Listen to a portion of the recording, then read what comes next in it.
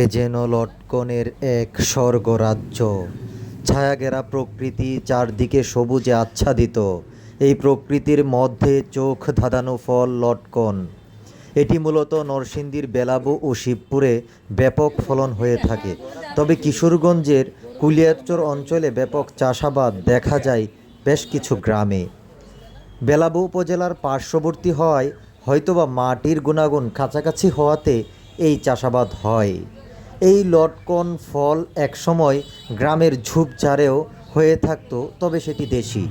এখন চাষাবাদে এসেছে পরিবর্তনের ছোঁয়া। এছাড়া এই লটকন নানা পুষ্টিগুণ সমৃদ্ধ। ডাক্তারের পরিভাষায় নানা ধরনের গুণাগুণে সমৃদ্ধ এই ফল লটকন কখনো মিষ্টি, আবার কখনো হয় টক। তাই অনেকের পছন্দের টক এবং মিষ্টি দুটোই রয়েছে এতে।